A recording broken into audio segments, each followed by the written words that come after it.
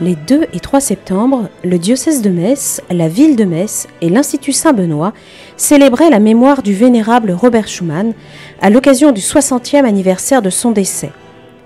Le samedi, c'est à la cathédrale Saint-Étienne de Metz que de nombreuses personnalités se sont réunies pour une messe d'action de grâce présidée par Monseigneur Ballot, archevêque-évêque de Metz, et introduite par le chanoine Dominique Thierry, coutre de la cathédrale. Nous sommes venus de tous horizons pour faire mémoire devant Dieu de cet homme, Robert Schuman, grand serviteur de l'État et grand serviteur de l'Église. Notre assemblée ce matin reflète le visage historique, culturel, politique et religieux de ce visionnaire et de ce prophète que l'Église catholique a reconnu comme vénérable, lui qui est né au Luxembourg, citoyen allemand puis citoyen français et toujours mosellan dans son âme. Il avait, dans le bouleversement de son histoire personnelle et commune avec ses compatriotes d'Alsace et de Moselle, la loyauté et l'engagement comme valeurs humaines, la foi et la doctrine sociale de l'Église comme boussole intérieure. Totalement consacré au service du bien commun, de la concorde entre tous et de la paix, avec d'autres, il est l'artisan du droit local dont nous jouissons et de l'Europe, cette communauté de nations.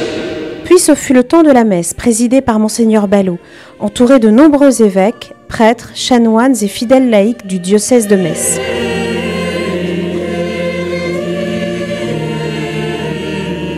Dans son homélie, Monseigneur Ballot a rappelé les vertus de Robert Schuman comme serviteur de la nation et comme chrétien.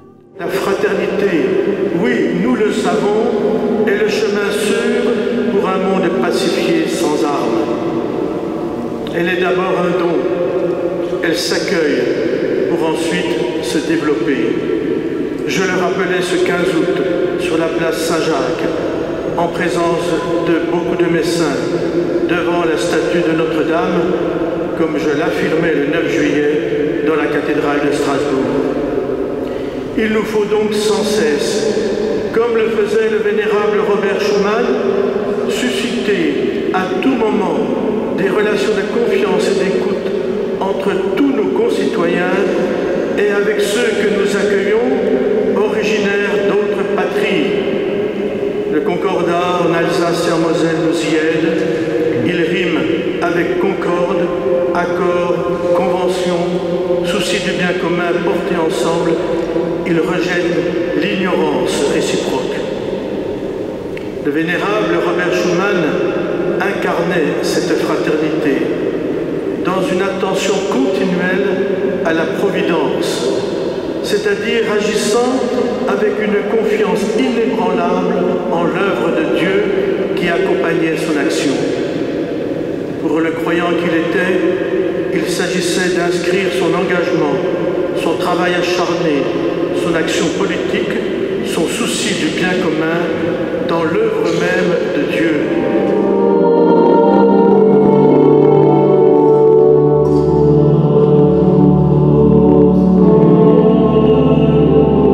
À la fin de la messe, l'abbé Grégoire Corneloup, actuel président de l'Institut Saint-Benoît, a présenté la figure de Schuman et tout le travail accompli par l'Institut pour faire connaître la réputation de sainteté du vénérable. L'Institut Saint-Benoît s'est donc proposé comme objectif majeur d'entreprendre les démarches nécessaires à l'ouverture d'une requête en vue d'un procès de canonisation de Robert Schuman.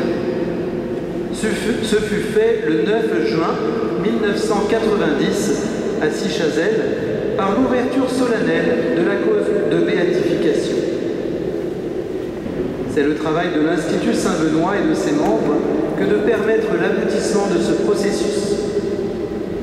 En 2021, le pape François a reconnu cette héroïcité des vertus permettant à Robert Schuman d'être reconnu vénérable. Cette étape importante motive l'Institut Saint-Benoît et tous les chrétiens qui aiment Robert Schuman pour que soit maintenue et développée sa mémoire vivante. Lui, homme d'État, initiateur de la communauté européenne et chrétien exemplaire. L'étape que nous empruntons est celle de la demande confiante au Seigneur de donner un miracle. Nous croyons que celui-ci sera la confirmation donnée par Dieu pour la reconnaissance de la sainteté de Robert Schuman. C'est par une prière d'intercession à Robert Schuman que s'est conclue cette célébration d'action de grâce, avec la mission donnée à tous les baptisés de prier pour que Dieu accorde un miracle par l'intercession de Robert Schuman.